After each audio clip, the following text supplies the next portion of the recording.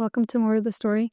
I'm Leah Rabashkin, and in this week's Parsha share, I'm going to speak about the portion of the week, which is Noach. And on my drive here, I was thinking how this podcast idea came up a few months ago. And the evolution of it brought me to the place where we're going for a Parsha segment. Like this series will be guided from the teachings of the weekly portion. And I was thinking over here, like, what did I learn last week? And what am I coming into this new week with? And somewhere in my preparation for the class, I saw how the Lubavitcher Rebbe wrote that all of this is in preparation for what's going to come next week, which is when Avraham Avinu, the first Jew, leaves his father's home and he starts to go into the promised land. And I was thinking that in view of that, like with that awareness, that I wanted to backtrack for a minute to the previous Parsha, collect the bead, the pearl of wisdom, build on it and choose a pearl from this week or a gem, whatever it is. And I feel like in that way, I'll be able to string together this a piece of jewelry, an energetic, spiritual, truthful piece of jewelry that can be, brought together by this new upcoming year, this new Jewish year. And we're told that the Torah wasn't something that happened 2,000 something years ago when Moshe came down and he brought it, or that Avram Avinu, intuited from the energies, and how every single year it's being recreated and relived, and the characters and the leaders that paved the path for us in this physical realm once upon a time, their portals are open during this week, during the week that, where they're spoken about. And so we just started the new reading of the Torah last week, and that was the week of Bereshis. And the jewelry, the bead that I'm taking from that is that in me knowing that God is the creator of the world, that gives me a certain strength to enter into the world, to enter into my life, to go out into the world and to go out of my heart space to approach everything else that's there for me. What else is there for me? It's the knowing that it's very appropriate and normal to be battling something, to be up against something. The time when there's a foreign or even not foreign, an internal enemy that's coming and pushing against my peace of mind and my presence with myself and my family. Like the Rebbe and the Torah tells us that is why we're here. We're here to work against something, to push against something, and it's going to reveal something beautiful. And so that was like the takeaway that I'm taking from the first segment, Bereshis. In Bereshis, God, we're told the process that God spoke to create the world. And from there, we went into the story of Adam and Eve with the tree of knowledge, of Eitz Hadas, where they were told not to eat from it, and then they did eat from it, and the interaction with the snake, that was all there. There was the dynamic between the two brothers, the first two brothers, and the sibling rivalry, in which one killed the other. And, the kind of normalizing and wondering about part of our tikkun in this world is to enable brothers to live side by side. Our rectification of the original sin, or teaching more than sin. And then what happens after that? The brothers, I forget. It ends off maybe with the children that are born from this brother and the children that Adam and Eve have after that. And then in this week's Parsha, we start off, it's called Parsha's Noach, and we're taken into where humanity went after God created the world. What happened to the tribes and the families that formed? And unfortunately, we're told that they used the freedom and the wonders of this world for very, very ugly purposes. And the result was that we're brought into this scene of a society that's robbing each other. There's zero honesty in the marketplace. You come in to buy something from my field and you tell me you just want to taste it. Before you know it, you're making excuses about why you don't want to pay me. And playing around with the weights. And this is a society that does not respect each other, particularly financially. There's a complete lack of honesty and trust with each other. And then more than that, the society has zero respect for sexuality, to the point that the animals already changed nature. They tapped into the vibration from mankind, and animals were already crossbreeding with each other, which was not the way God created nature.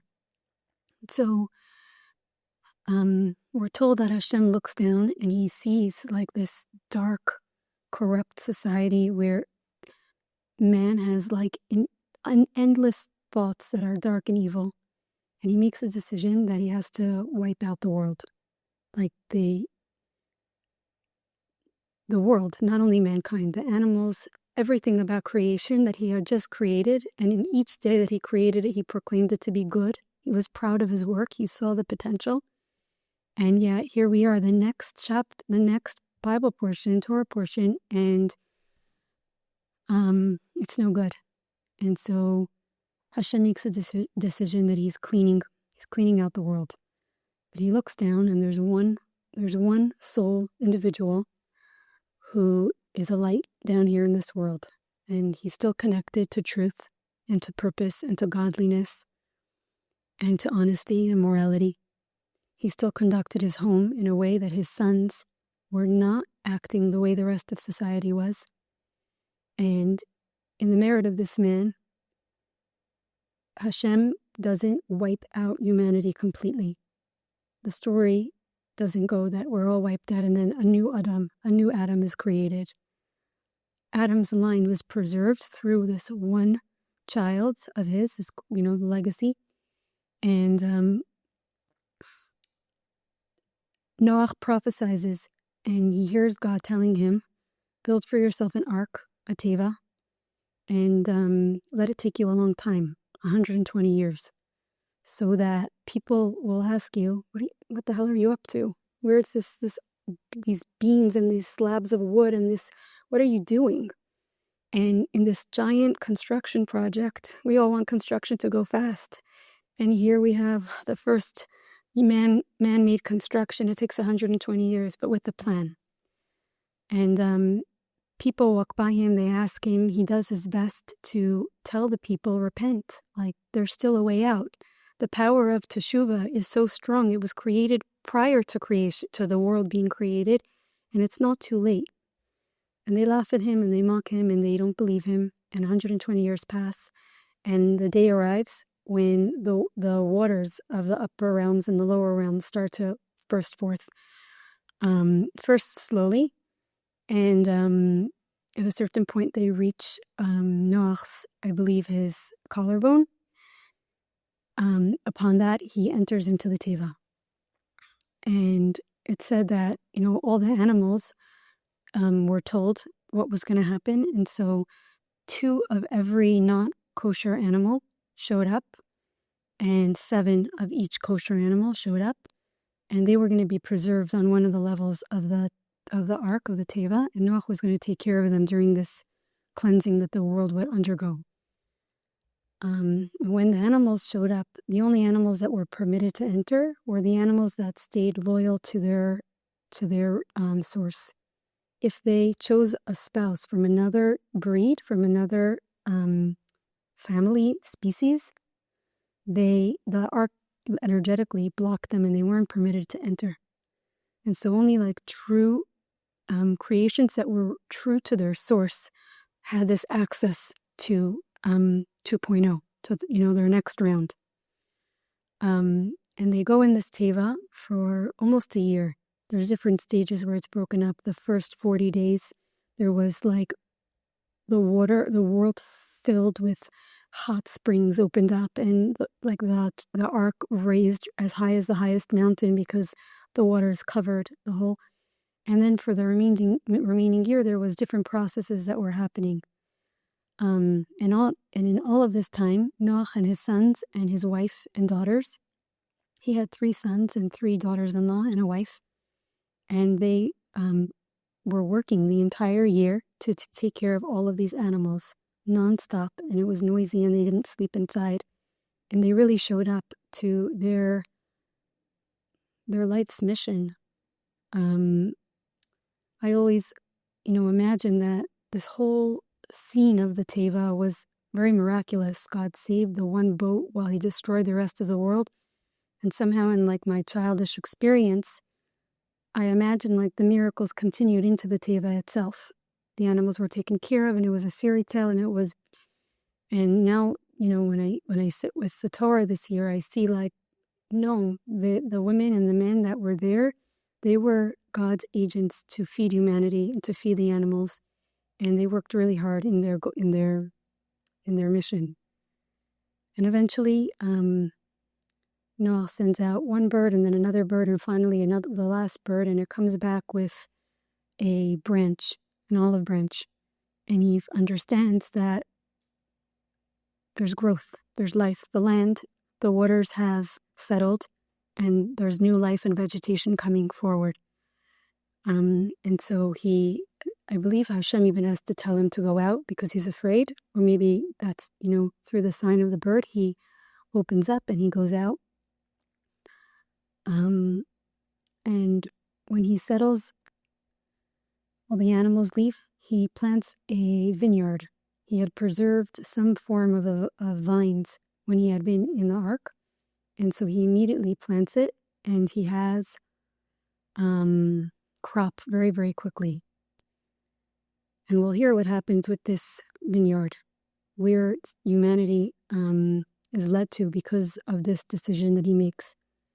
But when he leaves the ark, God sees that he doesn't want to have more children. He's afraid that why bring more children into this world if one day God will wake up and say, I don't like where you went with this, and I'm destroying you all. And he sees this hesitation in Noach, and so he has to command him, pru or vu. I'm commanding you.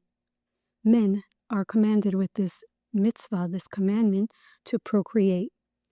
And I don't know if it's Rashi or it's, in the pasuk itself, it says that a man who chooses to withhold from having children, it's considered as if he spilled blood. Like the value of procreating, of leaving a legacy for yourself, of continuing you, of ensuring that you have a continuity, is such an important value that the commandment is sourced. But Noach has this hesitation and these fears, and so God makes a covenant with him in this week, and he makes a bris, and he promises that never again will he ever destroy the world and bring destruction, a flood, like he did. And instead of that, he will give Noach and mankind a symbol, which is the rainbow. It says that the mist will come and form these clouds, and they'll rise up to the heavens, and God will allow for these clouds to hold the light of the sun. The light of the sun will reflect and bounce off of these clouds, and they'll form a rainbow. And when we see this symbol, we know that God has withheld his wrath. He feels wrath. He felt wrath and anger with how mankind is choosing to conduct themselves, and yet he will never break his promise, and he will not destroy and start over. And after that, Noach wants to have more children. And yet, one day or one night, he produces wine from the vineyard that he planted, and he gets intoxicated. And in this state, he gets completely undressed in his tent, and one of his sons, Ham, enter into his room, and he sees his father undressed, and the commentators say either one of three things happened. One was he saw his father in his nakedness, and he had zero respect for what he was doing or seeing. The second is that he raped his father, and the third is that he castrated his father. And some say that he did both. He raped and castrated.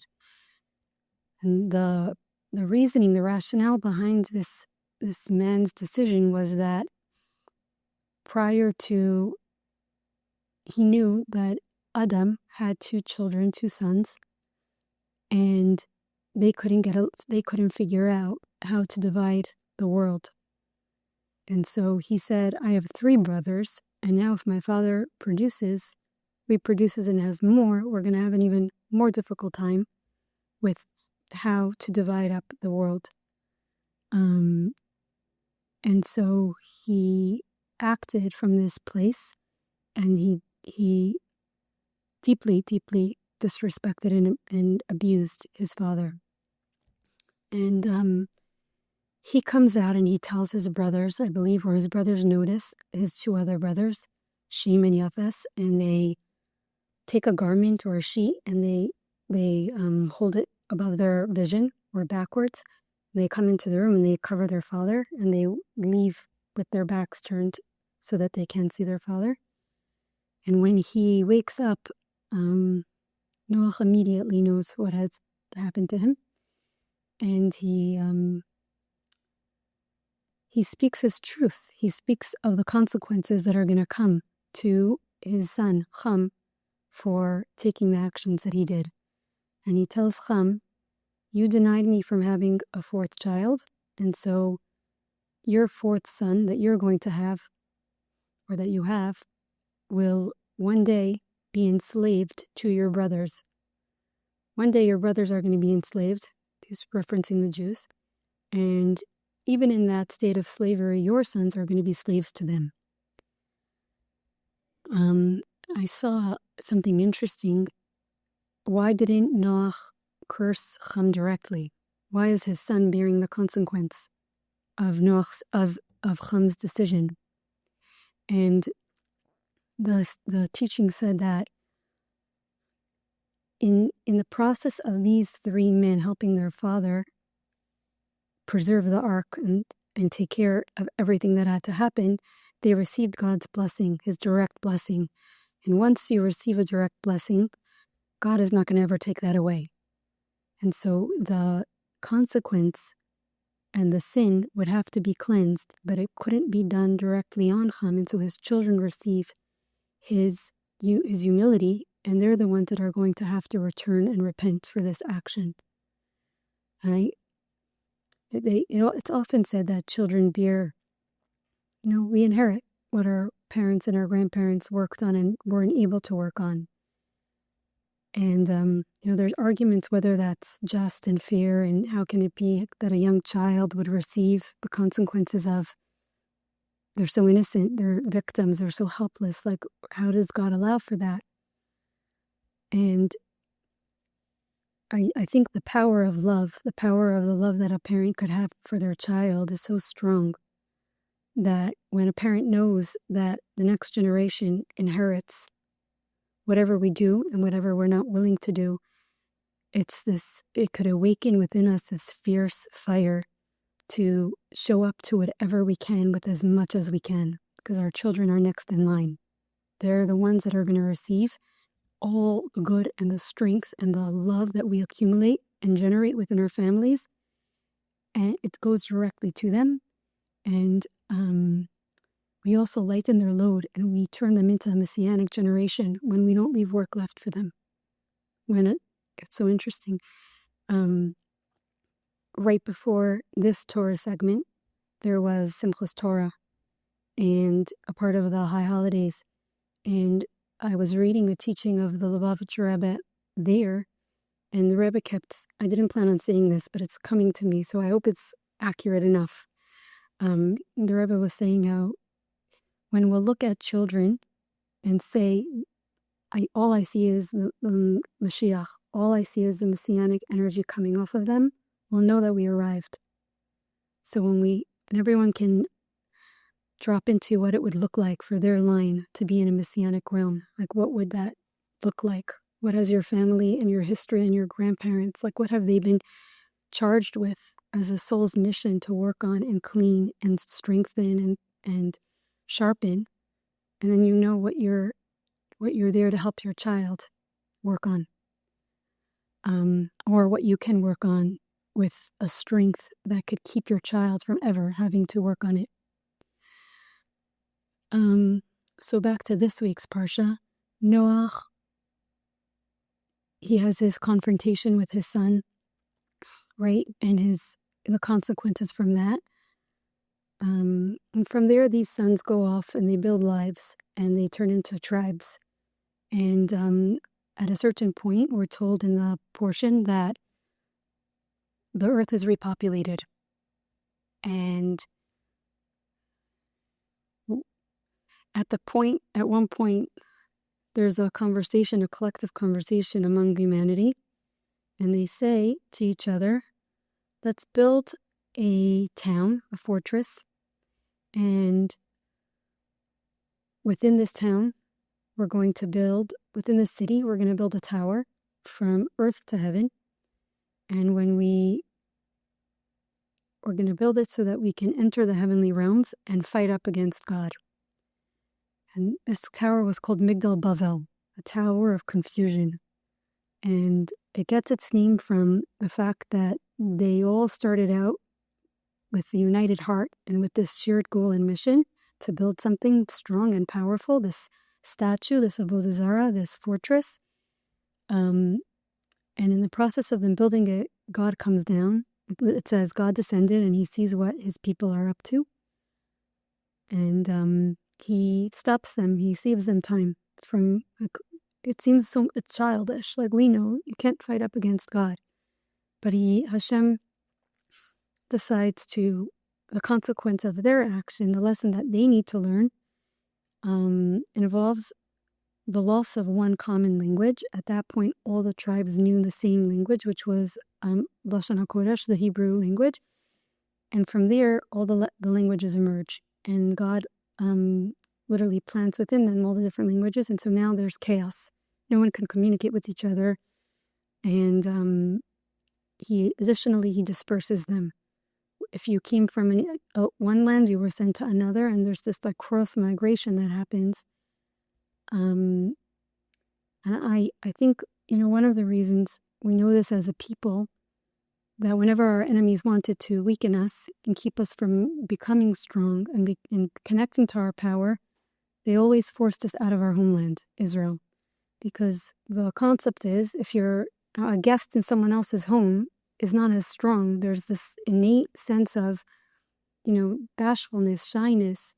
When you're in your own home, there's a confidence and a strength and a power to connect to who you are.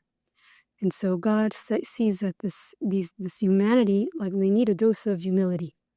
And so he disperses them and gives them that feeling of being a guest in another land, of having to learn new roots and a new origin as a way. Maybe we're shown how, we go from the flood as one consequence to dispersion, like, this migration, this mass migration as a consequence. So we see the two different paths that Hashem chose to take when humanity needed a shift with where they were going.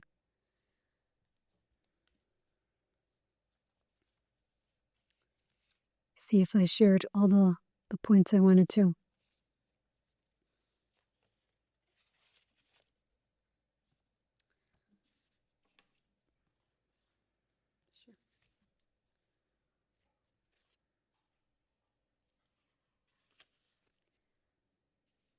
So we're told that, like I said in the beginning, this Torah wasn't given in the past. It's happening right now. This energy is very much alive in this week. Today is Tuesday of this week. And so you can tap into the storyline that you just heard and start to sense what themes did you hear about that might be resonating with you in your own life. When I read that, I sat down and I did a run through, just of the text and the basic commentary on it. And to me, what stood out was the rain that fell on the world. This week is going to have a powerful opportunity for cleansing.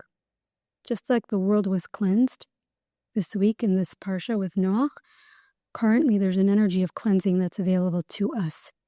There's this cleaning out, decluttering, which is very aligned. I decluttered my house, so it feels real to me. There's also the idea of things coming to the surface, things that were hidden and buried, and the people behaved in this way for generations before God said, that's it, I had enough. My tolerance has come to a breaking point. And so I feel like I'm sensing the energy is like things that are old and that were hidden are coming to the surface. And then there's the idea of, God, so many people look at the flood as this punishment, this consequence. And the Hasidic masters teach that this wasn't, if you choose to see it in that way and that suits you, beautiful. But if you want to see it from another perspective, this idea of the waters are called Mei Noach, the waters of Noach. And it has, number one, Noach's name is comfort. It comes from the language of Menucha, which is comfort. And Mei Noach, and the fact that it was 40 days, the first segment of the flood, is a parallel to the 40 measurement, a unit measurement for how we build a kosher mikvah. So if you choose, you get to see this experience of Noach and of the energy within yourself, that this isn't a consequence and a punishment. This is literally an opportunity for purification.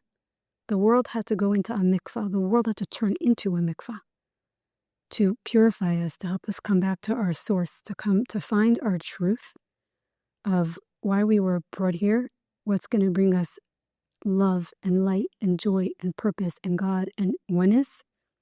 And so we entered into this purification process. So there's this idea of like re-purifying that's available this week, and comfort. And I also see the idea of loyalty, where, God says, I don't know if loyalty is the perfect word, but this it's not, but it's this covenant that was established where God says, I remember my love for you. And these are not the words he uses here. He uses that at later points, but for me, that's what it feels like. And I do love you, and I don't want to ever destroy you again. And so I'm making my mind up, and I'll never, ever change it. And I'll always come back to this truth. And energetically, that feels like we might get lost from our truth, and we might hurt ourselves or a friendship or a marriage or somebody that we care about. And we have the opportunity to come back to the covenant we took with them, to this love that we have, this contract, the falling back on the truth that we once had together, or we once saw, and coming back and building from that place. I'll share two different ideas. Which one first? So I'll share what I learned first, and then I'll share something my husband told me on my way out today. So on this week's portion, the guidance that the Lubavitch Rebbe gives to us for going into this Torah portion and receiving the living Torah, the wisdom that's here for us, the Rebbe says that on Parshas Noach itself, so on the approaching Shabbos, it's an opportune time for a person to go into self-reflection. He calls it cheshbon tzedek or cheshbon nefesh.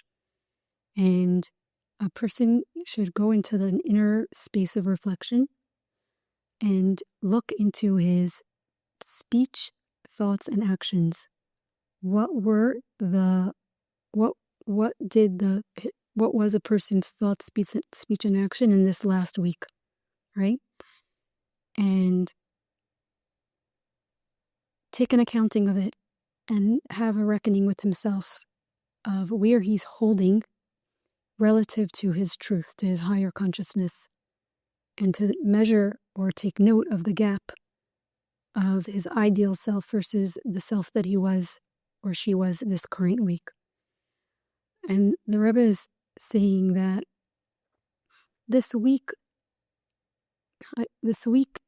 is all about action, whereas this last month that we've been on has been all about receiving light from above. All of the holidays, right? God is calling us in, and He's giving us, and we're coming back and singing praises and connecting and receiving the new charge for the upcoming year.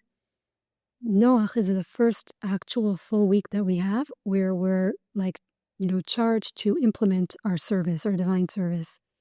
And so after you live in the world for a week of living your service, of being, in your avoda, the Rebbe is telling you, pause here, stop here, and check in with yourself if you are operating in the way that you want to be. What came to me was when I was driving here, it was like in this past month or in the lifetime leading up to this high holiday month, we've been making a playlist of songs. And once the playlist starts, you can't change it, right? Life is going to come at us full speed. We're entering a new year. And there's opportune moments that God gives a person in their life where everything is settled, their kids are safe, their business is doing well, and they can go inside and have that moment of introspection. But for many of us, most days are a version of survival mode, a version of, these are the tasks that I'm assigned. This is what I need to do to keep my family functioning and moving in the right direction.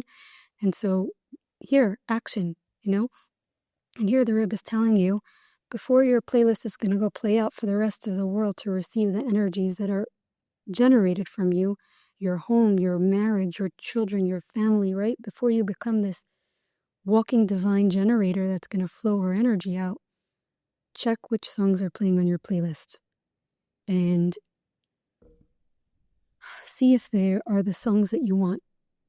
Are these the songs that express my voice and my truth? Are these the songs that express the actions and how I want to show up? Are these the thoughts that I want to be having? And the Rebbe gives a person two or three options. Like if a person were to notice that they have, songs on their playlist that they want off, right?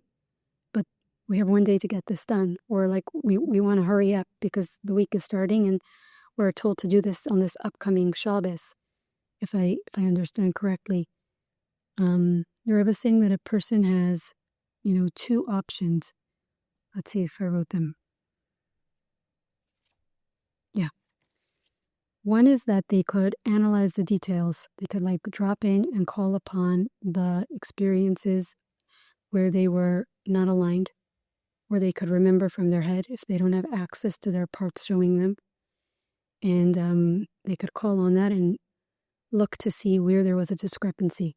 Like, where was I not true to who I actually am? Did I snap at my child? Did I not speak my full truth to a certain person? Did I not take care of my own body? Did I not exercise and bring myself back to alignment? Whatever a person's, wholeness looks like. And notice the details and enter it into your consciousness that you're going to correct it. The Rebbe doesn't write this here, but I once took a parenting course, and the woman who gave it, she had this brilliant teaching where she said that very often, as a mom, we show up to our children in a very reactive way. less than ideal, right? And if we really feel, you can get into bed at night and feel like, oh my God, how did I do that? Like, I love my daughter so much. How did I do that? How did I lose it again? I swore I would never. Like, why? Why did that happen? I feel so sorry. And tomorrow I'm going to tell her, I'm sorry, Mommy made a mistake and I love you. And she was saying, like, okay, you can feel sorry and you could say sorry, but what are you going to do about it? Like, what's the action step that you can take? And her suggestion was, close your eyes and meditate. Your child walks in, right, and they hit the baby or they touch the baby too aggressively, right, because they're 2.5 years old and they have a new sibling. And so they interact with the baby in a less than ideal way. And the mama, bearing you, takes over. And what are you doing? Like, that's a baby. You have to be gentle. And you see this and like you watch yourself doing this. And she says, now close your eyes and re-see the episode. Your child walks in and they're coming close to the baby and they touch the baby too harshly. Now, what do you want to do? When this is going to happen again, what would your ideal choice look like? Are you going to go up behind your daughter and say, let mommy show you how the baby likes to be touched? Are you going to not have the baby on a low surface so that can't happen? Like, what would the ideal version of you look like? And she was saying, like, literally envision you doing that. Like, I think it's more, I would say it's less you moving the baby and more of like the child is going to hit your younger baby, right? And how would you like to answer the child? Do you want to hold the baby and comfort the baby and say, Mommy loves you, your sister loves you, she's learning how to take care of you, and then look at your baby, your sister, and say, you're doing such a good job learning, let me teach you again. What would it look like for you? And the wisdom behind that, she had the science. It's hard for people to, what's the game where the charades, like where you impromptu acting? It's hard. It's not something that we're able to access in a moment of stress. And so if you plant a script in your brain, in your consciousness ahead of time, in the moment of passion and of chaos, you already have the seeds to build on. You're not introducing a new way under fire, under the line of fire. And you literally call upon the script that you wrote in your meditation in order to do that. I remember, like, for me, it was a huge gift that I learned. And it was such a powerful way to love my children and to rectify my mistakes that I made. Like, once I had that tool, something eased in me and said, okay, I'm going to make mistakes. I'm a new mom, but this is what I'm going to do. Like, this is something I commit to doing so that we're all growing in this family unit. So here the Rebbe is saying a person has the option of going inward and analyzing the details and making, imagining what it would look like to correct it. The second option a person has is to enter Torah and prayer. Like, really, really, really, you start entering the parts of your heart where you pray and you connect to God in a very, very powerful state of prayer and learning. And you're like literally surrounding yourself in light, light, light, light. You raise your vibration so high that you have access to higher realms and worlds. And at that point, you're above your past. You're no longer vibing with the past version of you, right? And so there's this automatic separation between the undesirable playlist, the songs that you once sang or had playing, because you brought yourself to a higher state of consciousness and you're no longer there. The Rebbe says here that the undesirable character traits are going to be pushed away because a little bit of light brings in a little bit of light pushes away a lot of darkness. The power of a little bit of light that's generated from teshuvah, from Torah, from prayer is so powerful that it can push away. And then the Rebbe says, I believe that it would be best if these two tracks can come together, if a person can merge the two pathways and create a third and tap into both of them on some level. The last thing that was said on this topic that stood out to me was very, very often when a person goes into a state of, reflection and self-reflection and analysis, it's extremely painful. Like there's this shame that comes up and judgment, and we start hearing from parts of ourselves that are like, I can't believe you're still doing that, you're still here. And we hear a lot of criticism, whether it's our, generationally, the voices of our grandmother that she criticized herself, and I received it, or my own, over the years. And it becomes, very, very painful to look inward. There's a reason most of the world is very happy to be distracted and pulled to superficial layers of humanity and society. And the Rebbe is telling you, like ahead of time, before you go into this work, that if you remember that there's this principle in Hasidic thought that every single yerida going downfall, is only for the sake of a greater aliyah, like coming back up, great rising up. And a person is never going down without the plan with the plan not being that she's coming upward afterwards. So ahead of time, you get to write yourself a letter or close your eyes and tell your parts, like, I'm coming in today and I'm gonna come see what's going on in my inner chambers and in my heart. And I'm sorry if you feel judgment, like self-conscious, like you're being looked at and stared at and analyzed. And like, I'm looking for criticism. I'm looking to see where I can work on myself. So you're automatically going to feel this like not good enough vibe. And you can tell yourself, the reason that I'm doing this is because I'm so proud of the person I am. I'm so grateful to who you are and who you helped me become. And I want more for you. I want to help you step into your full power. I want to make sure that you're not compensating, because you work too hard when you're compensating. And the more I align you with truth, the more I ensure that you're generated from your soul, not from your animal consciousness, that there's a light inside of you from your soul. The lighter your inner world becomes, everything becomes lighter, everything gets raised up. The work that your parts are doing for you, they ease up, everything becomes.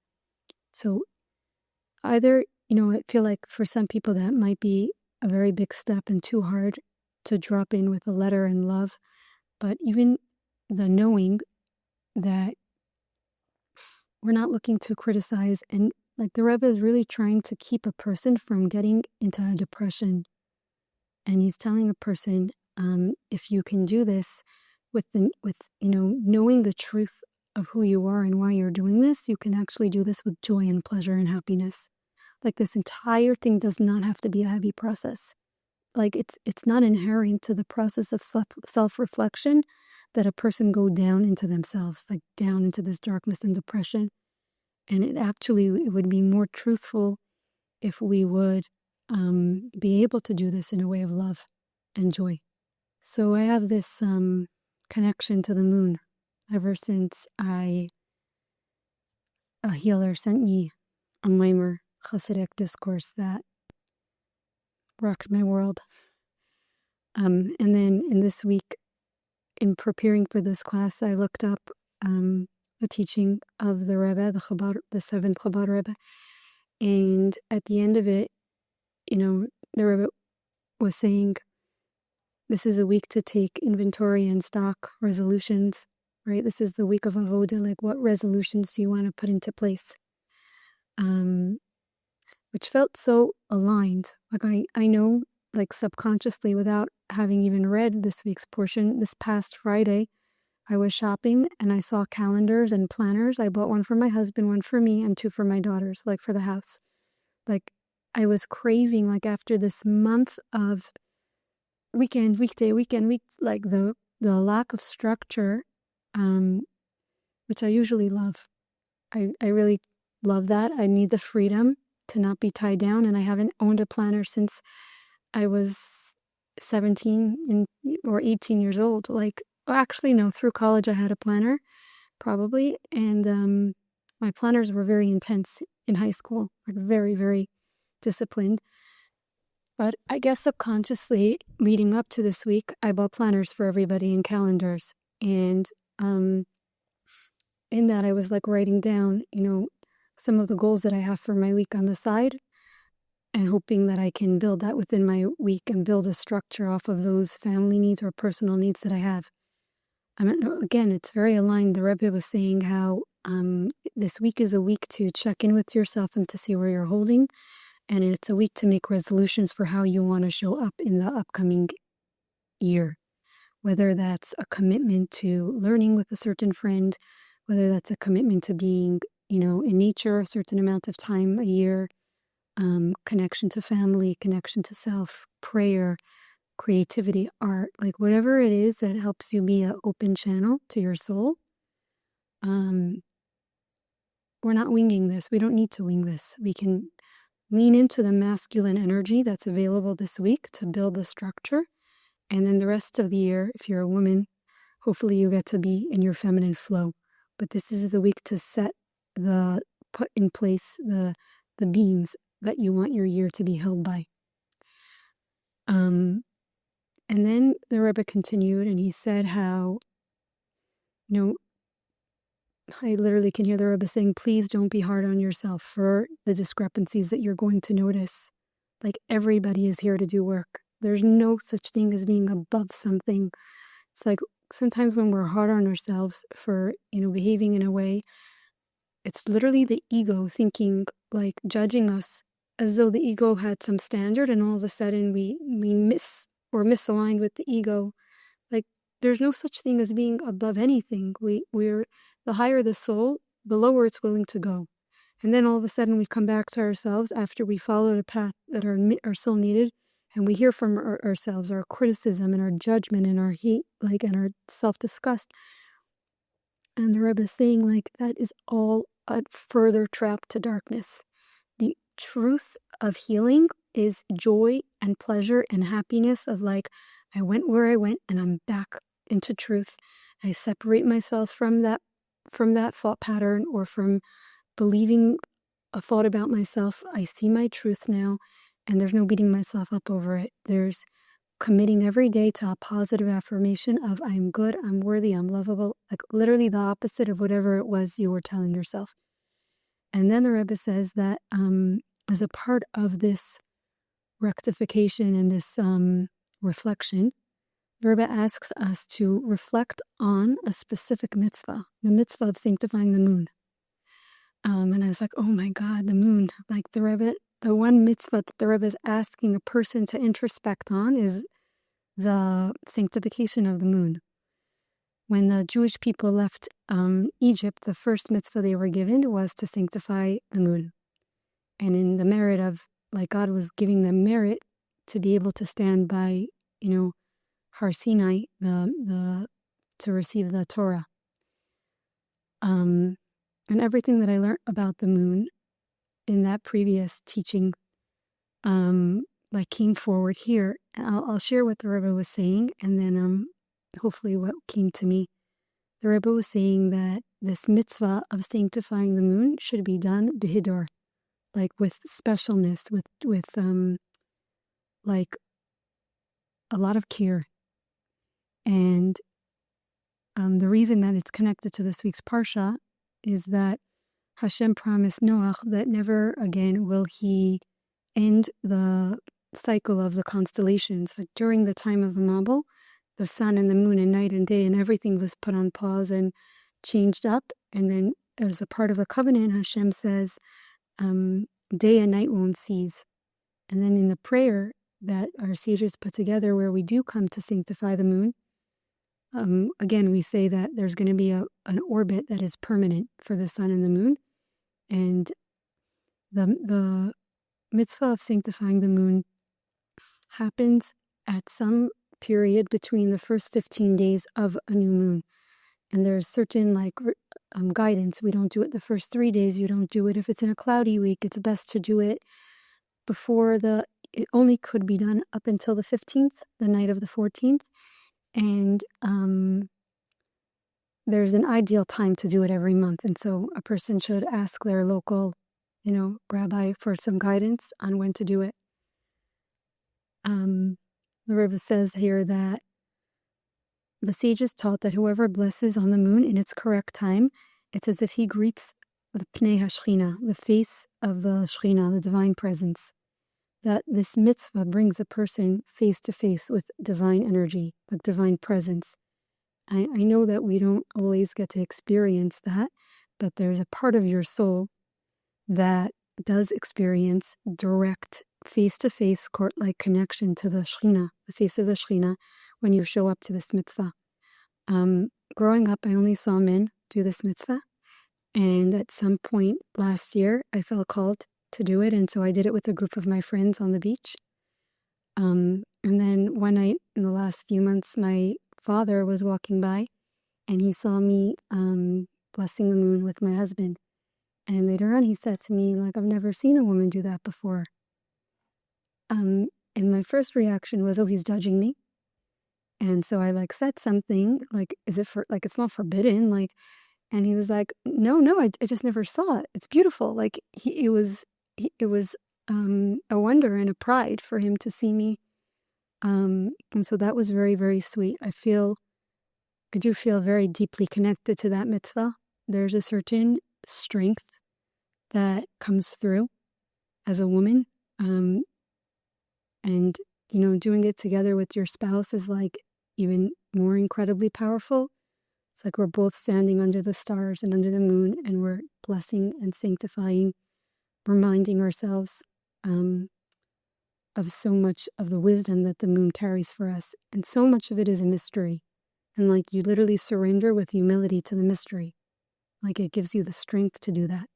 And the strength to be a moon, which is to accept that there are times that we have to be small, and there are times that we have to be big. And it's not really our choice. The moon is a reflection of the sun. It's the light that she's given is what she has to work with. And the comfort, back to the Rebbe bringing a person's strength and comfort for their journey. The mimer that I learned spoke about how the moon was raped, that there was a part of the moon that was, corresponding to Chava being raped by the snake. The moon too experienced a diminishment and a pagam and a mum and a deformation was formed on her from the dark energies that attacked her on the fourth day of creation. And the Rebbe is saying here that when we look up at the moon and we see she's at some stage prior to her fullness, right? She's not 15. 15 would be her full self, her one day of wholeness. An exiled version of wholeness, because she's so much bigger in her messianic form. But in this form, and we look up at her and we see that she is waiting with hope for, we're blessing her renewal, and we're reminding ourselves that just as she is renewed, so are we. We too will be renewed. And just as she has her version of exile, we have ours, and all of this is not permanent. It's for a time, it's for a lesson, it's for an experience. Whatever darkness we're going through that month, we look up and there's this reminder, connect to your hope. Remind yourself that nothing in Hashem's world is permanent. Nothing will last forever. This darkness, this contraction that your business is going through, that your family is going through, that your health is going through, it's temporary. It's a cycle, and it's going to shift and renew. It's a ceremony, a monthly ceremony to connect you to hope and truth, and to help you connect back into alignment.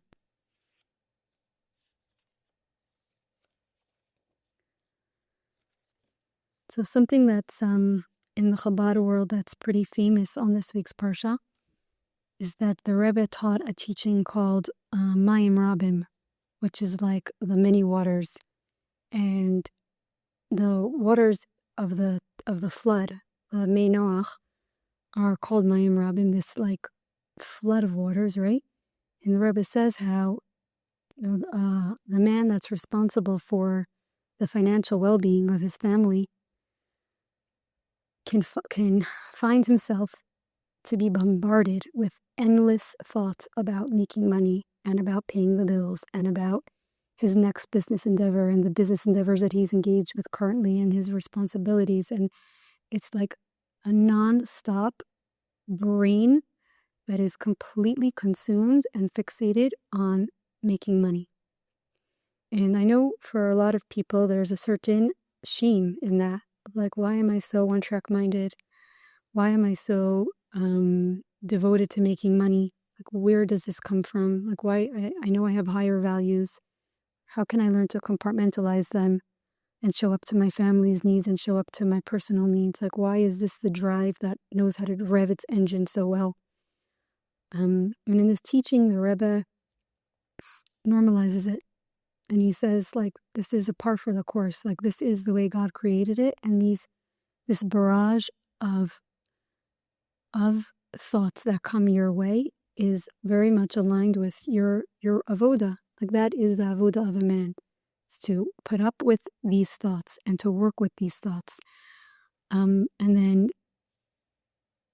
like, separate the shame from that experience, right? That's the first step. And then the second step is that the Rebbe is saying how Hashem uses the challenges that come up in a person's business as a way to communicate with him.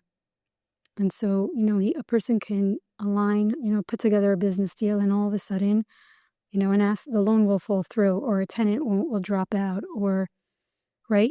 And this is not random. This is not, the world and the market crashing, going up, going down, affecting you. This is God directly communicating to you. God charts a person's path every single day. Like, there's no leaf that goes unturned without God's providence and decision and supervision. And so this big catastrophe in your life comes from God too. And the minute you can recognize, this is not random, the challenge that I'm having, my business going through, closing, whatever is happening, the minute you can remember God is the one bringing this to me, you bring a certain light into the chapter, right, that you're facing, that you're in. And then God no longer has to press. That problem doesn't have to press so heavily on you. And the Rebbe was quoting the Alter Rebbe, I believe, the first Chabad Rebbe, and he was saying how when you could, all of these challenges are tests, they're nisyonot that crush you, and they don't have to crush you when you can find the light in them. The crushing is this contraction that's supposed to bring you closer to the light. But when you identify the light, all of a sudden you no longer need that strength of a crush, and so you can come out of that level, that intensity. And I know that whenever, a person is directly in the line of fire of their test, it's extremely hard to access light. That it feels like the end of the world. Like, if this business falls through, there are times that a person, a man, a woman, could feel like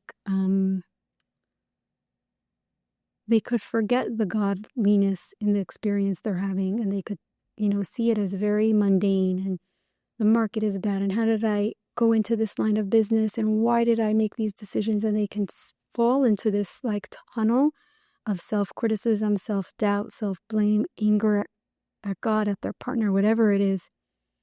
And I feel that there's a very beautiful opportunity for the spouse or a friend of somebody who's going through things like this, for us to remind ourselves that we could be the light in someone else's darkness. And I know that's very cliche, but when a person could gently, validate the person's experience and say, I know that you have bills to pay and it's so scary and you just wanted this to work out, and right, and validate and, earn the right to bring in light, and then reflect the light to the person and remind them that, my love will be here for you regardless of how much money we have. Or you can see the test that this is. Very often I found with my husband and how the challenges that he was having in business, there was a theme that was happening in his personal life, and I was seeing it in his personal life and then in his business life. And so asking him, to go inward and say, what's a theme that you sense from this, that whether it's avoiding confrontation, in his life, and then all of a sudden at work he has this thing where he has to confront, or if it's letting somebody go, or helping a person remember that. I want to backtrack for a second and say that the role of being the masculine, the role of being the provider, is huge. It's in our society I feel does not, and I didn't have enough respect for the role that men have been playing throughout since the Mabul, right? Because we're mankind since then. And I did a breath work, and I came to this deep awe for what the men in my line have been holding for us. The fact that they live and breathe. How will I make sure my children and my wife are fed and clothed and housed? The responsibility under every type of circumstance, right, of darkness came their way, and I'm here, and I have siblings, and we're here. And so they held that. And I know that it wasn't easy. I know the stories of wartime, and I know the times of goodness where, they chose to prioritize and take care of us. And I just see these shoulders, these giant masculine shoulders that hold the weight of making sure my kids are fed, making sure my wife has, and thank God in our time, in our generation, where, many of us get to be at the place where we're thanking God for the abundance, and it's not survival. And yet that's still a man's wish and goal, is to shower his family with abundance and pleasure. So really, no matter where we are on this, the levels of being provided for, the men, and for some families it's women, are carrying the basic survival parts, right? And they're very low, these parts. They're very animalistic. They're very survival based. They're we need food and we need to stay alive. And a man has to put up with the full gamut of what that means. On the one hand, it comes along with the financial responsibility. On the other hand, it also comes together with a very strong sexual impulse to procreate, to make sure that they have continuity. In the base instincts that those survival parts that are held by the masculine in a relationship, it's tremendous responsibility and burden, and and it felt like, I know from my husband, he's expressed to me a lot of gratitude for the times when he'll come home and he won't be in his core power, in his center, and he'll be beaten. He got this, the calls from work that came in that day. And when I come into my core and I don't panic, because I trust God and I know that everything that I'm supposed to have is going to come to me however God wants it to. And he sees that I'm not panicked by the news or what's going on for him, for us with our business. And when I can talk to his parts and ask him, do you see a parallel between this and this? Or I remember one time I sat down with my husband and I said, describe. I took a pen and paper out and I just said, describe every issue with this deal that you're having. And we wrote it down. And then I waited, and a few minutes later, I read it back to him. I said, what does this sound like? What does it look like? And it was such a reflection from another part of his life. And I said to him, can you see that God is holding the mirror at work for you? He's so loving, and he's doing it in the place of your business where it's going to get your attention and where we can take care of it. And it's not hitting home any closer than monetarily. And can you see, can you feel? And it was it's amazing how often we're able to find that parallel. And when you can't, you pray. You pray that God gives you the ability to see what you need to see. Because everything is a lesson. Everything is teaching you. So that was my connection to Mayim Rabim, to the waters that come. And I want to say one more thing, and then I'm going to close off for today. I'm going back to last week's Parsha, which was the snake with Adam and Eve. And because I mentioned the Mayim Rabim, that men, the masculine energy has to hold these animal instincts, right? That's really all of us at this point in many ways. When I was reading the episode, the chapters that spoke about Chava and the snake, right? The snake approaches Chava. Really, take it back a step. The snake was in the garden and it saw Adam and Chava being intimate with each other. And it got pulled into that energy, into that lust, into desire, into beauty, into oneness, right? It was very attracted to what it saw. And so it came up with this plan that if it could get rid of Adam, then it would have Chava to itself. And so that's the motivation for it coming to have this dialogue with Chava and see if if it can get Adam to eat from the tree. She can touch it, he can eat it. That was his hope. Like he pushed Chava onto the tree and tried to catch her in this lie of God didn't say God said don't touch it, and then you touched it and nothing happened to you. And so then Chava would think, okay, nothing happened when I touched it, and so he can eat from it too, and nothing will happen. And what came to me was what came to me, and also my husband had this conversation with Rabbi Y.Y. Jacobson after he had a podcast, and he shared about, his journey with sexuality. Like from the very first story we have of mankind in the Torah, it's related to sexuality. It's a husband and a wife and their love for each other and their oneness with each other and the dark energies that try to push a man away from his wife and a wife away from her husband. And,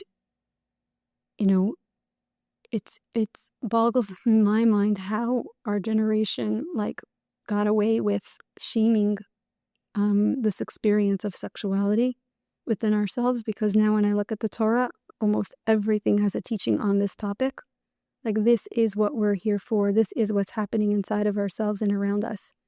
There's, you can watch Disney and you can figure it out in 4 seconds. There's the team of demons and there's the team of angels, and everybody is working to gain the light, the young, beautiful, precious young light.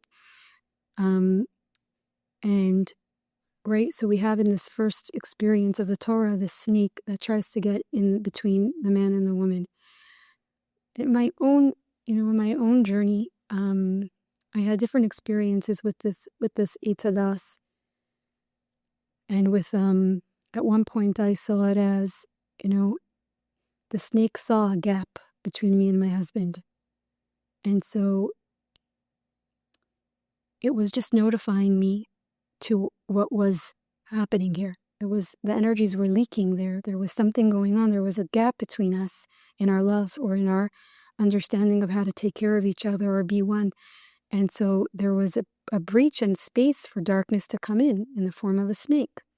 And at other times I thought, if Adam would have been around, then Chava wouldn't have been bored and been happy to speak to the snake. Where was he when this conversation was happening? Why wasn't he home to pay attention to his new wife?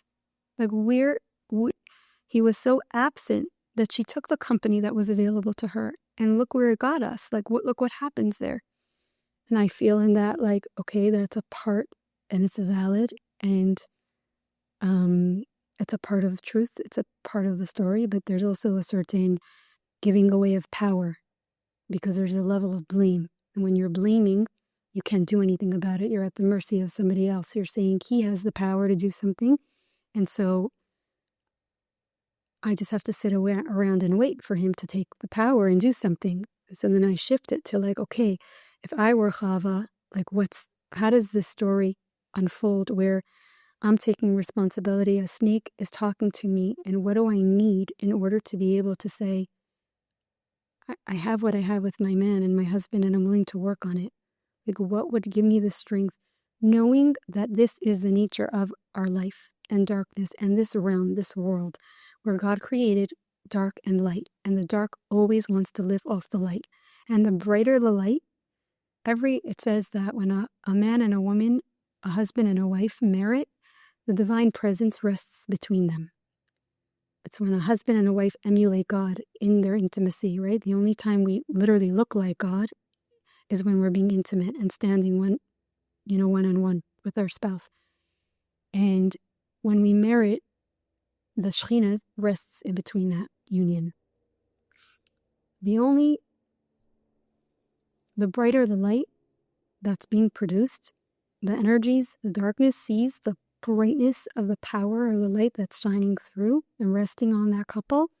And that's the strength of the darkness that's going to come to attack. And I found so much strength in coming to this teaching. I think it was 2 years ago, this Eitz Hadas. Like every year I come to this episode with new appreciation and new awareness, and like I see things in a different way.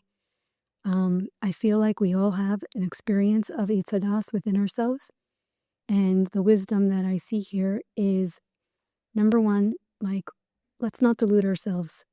This is what we're here doing. And we're here to create a powerful union between a husband and a wife. That is the Messianic era. That is the realm when the sun and the moon will be equal and married to each other and in full glory of holding each other, appreciation for each other. They'll know how to share this one throne that they're given, right? And we're trying to create that down here in this world. And the challenge that we have is the snake energy, is the sexual energy that comes. Now, if we look at this as a punishment, we're losing all of our power. If we look at this as a code and a guide, and we take away the shame from it, we can realize that if you follow the path of darkness and you spin it on its head and you look at it from another perspective, it's actually helping you. It's showing you where the breaches are, and especially where the darkness is most trying to attack, because it's really in those places that there's so much light there. Specifically in the areas that they attack, that has the potential for such powerful light, and that's why they are trying to keep us away from those parts of ourselves. I'm going to end with, I was thinking about, the last month of holidays that we had, and I was chatting with some friends, and we were talking about, now we go into life and into, the real world, the mundane, the routine of life comes in here. And I was thinking how, God gave us a month of holidays. And if this is what I'm taking for myself, if I could reflect back on this month and notice the parts that uplifted my spirit and elevated my family and brought us into a better place, I get to invite those parts into my year. And so whether it was, praying more often, or wearing beautiful clothing, or being more connected to food because you're cooking, or having guests, or being a guest, or time in nature because you were away from work or with family, what about this holiday stood out to you as wow, that brought me joy, that brought me pleasure? God gives us this roadmap of how to celebrate holiday, how to create a Yom Tov. How do you create it?